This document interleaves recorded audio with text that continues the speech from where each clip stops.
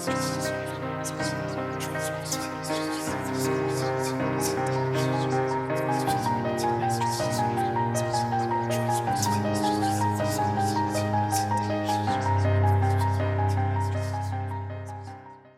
nome é Ricardo Lízias, profissão já complicou um pouco. Eu sou pesquisador atualmente, sou escritor, acho que basicamente isso. Tenho 5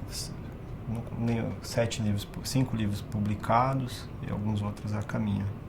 Eu sou de São Paulo e, de fato, eu sou de uma família que sempre gostou muito de ler, no geral, tanto o meu avô quanto minha mãe, que foram basicamente os dois responsáveis pela minha criação. Os meus 2 irmãos são de outra área, mas também gostam muito de ler. E a minha família sempre teve além de uma ligação grande com os livros, as pessoas todas sempre gostavam muito de arte, sempre valorizavam muito o ambiente artístico, as produções, todos tinham muita curiosidade. Então eu cresci, na casa tinha bastante livro, era uma típica casa de classe média que valorizavam livros, valorizavam, enfim, a escola, o ambiente formal do ensino, enfim, esse tipo de coisa. E uma ligação muito forte, como eu disse, com a arte. Então, eu fui crescendo um pouco nesse ambiente. E também era uma família que valorizava muito a criatividade. O meu avô, por exemplo, gostava muito de inventar coisas, mas no caso dele, mais coisas mecânicas, né? Inventava motores, inventava dispositivos, enfim. Minha mãe inventa outras realidades, não é? E eu comecei a escrever, né? Enfim, desde há bastante tempo já. No exato momento da gravação da nossa conversa hoje, aqui, eu me sinto um pouco em crise para falar da minha própria literatura, porque parece que sempre os resultados do que eu escrevo são diferentes um pouco do que eu planejava, né? Parece que sempre as coisas, não exatamente sempre, mas nos últimos tempos, nos meus últimos trabalhos, as coisas parecem que foram saindo um pouco do controle da minha reflexão prévia, né? Eu achava que os meus textos focavam em um alvo e eles acabam acertando outros também, né? Então eu me sinto atualmente eu estou um pouco perdido, né, com relação ao que eu tenho feito. No geral eu tento fazer uma espécie de texto. Tento fazer uma espécie de trabalho muito grande no discurso, com a linguagem, não é? E que esse trabalho consiga ter algum tipo de intervenção, não é? Nas diversas instâncias em que ele possa lidar, não é? Quando eu escrevi o romance Divórcio, para mim, ele lidava com... Enfim, lidava com questões, era um romance sobre a imprensa, era um romance sobre a sociedade do espetáculo um pouco, era um romance um pouco sobre ética, sobre a frivolidade que existe no meio artístico, era sobre isso, mas depois que o romance saiu, eu percebi que não era exatamente sobre isso, ou ao menos não era só sobre isso, é um romance, na verdade, sobre despolitização, né? É um romance sobre a violência da boataria, por exemplo. É um romance, basicamente, na verdade, sobre violência. Isso não estava na minha reflexão inicial, isso eu percebi depois. Quando eu publiquei os e-books da série do Delegado Tobias, eu achava, as pesquisas que eu fiz, o trabalho de criação que eu fiz, eu imaginava que eram trabalhos, não são só textos, era um casamento entre texto e imagem e também entre... ele existe em vários suportes, existe no suporte do e-book, existe em redes sociais, não é um texto de intermídias. E eu imaginava que era um trabalho sobre fofoca, sobre boato, mas não era.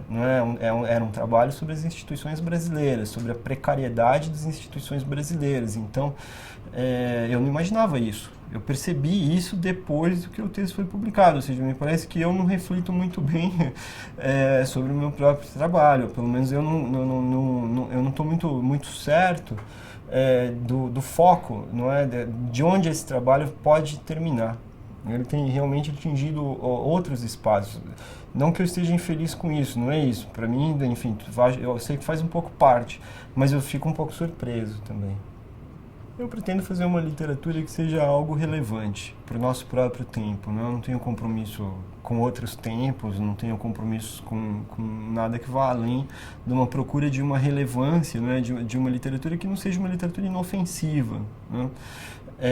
Que eu pretendo produzir discursos que sejam discursos que tenham algum tipo de lugar, né, de intervenção no mundo contemporâneo. E é esse o meu compromisso. Não é um compromisso, evidentemente, com o mercado, nem com... se isso significar um compromisso com o leitor, ele também não há. Até porque, como eu disse, eu não tenho muita facilidade mais em perceber onde é que as coisas podem parar.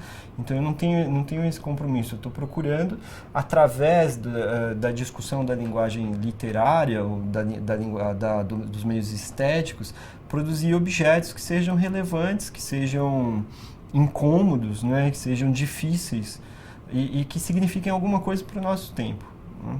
Assim, enfim, esse é o meu o meu primeiro compromisso. Depois eu trabalho com projetos, então eu faço planejamentos, eu faço planos e vou procurando cumprir através das exigências de cada um dos trabalhos. Claro que as coisas saem um pouco do controle, enfim, eu retorno, né?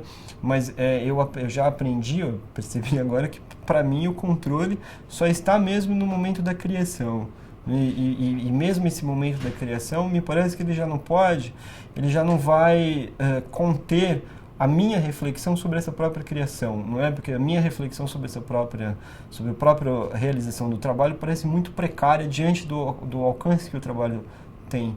Então eu vou largar eu pretendo, ainda estou refletindo muito sobre isso, mas eu pretendo talvez largar de refletir sobre o próprio trabalho, o que para mim me causa um pouco de receio, porque eu quero fazer um tipo de obra que reflita, que seja alguma obra que tenha algum tipo de reflexão envolvida nela, não é? Mas eu não sei, portanto, como eu vou lidar com esse tipo de apreensão, né? Eu estou percebendo que eu vou ter que lidar no interior da própria obra, não fora dela. Quando vi a luz acesa e o portão aberto, estranhamente destrancado para aquela hora da noite, achei que de fato eu estava trabalhando demais. Além disso, além de falar, sempre que minha obrigação era de cumprir apenas as 8 horas diárias de qualquer expediente normal, minha mãe vivia repetindo sem parar que eu precisava cuidar dos nervos. Às vezes eu chegava a pensar nisso e, lembro-me bem, até mesmo pedi para um amigo o telefone de um especialista. Deve ter sido durante uns daqueles fins de semana do mês retrasado. Ninguém precisa achar que eu estava pensando em suicídio. Não ajuda muito. Não ajuda nem um pouco, mas tenho certeza de que minha mãe queria apenas me ajudar quando repetia. Ela repetia sempre que eu devia cuidar dos nervos. Minha mãe é uma dessas pessoas que, quando se convence de uma coisa, começa a repeti-la. E ela repetia o tempo todo sem parar. Deve ser algum tipo de ilusão. Ela repetiu tanto e repetia sem parar que depois de 2 semanas começou realmente a acreditar que eu estava me tratando dos nervos. Claro, mesmo a convicção dela não foi suficiente para terminar com as repetições tão frequentes que às vezes me irritavam. Mas ao menos ela parou de me recomendar um tratamento e resolveu repetir, sem parar, que eu devia cumprir todas as instruções do médico. De tanto ouvir, comecei a segui-las à risca. Por isso, por estar seguindo atentamente as instruções do médico, espantei-me tanto ao perceber que tinha esquecido a luz da sala acesa e o portão aberto.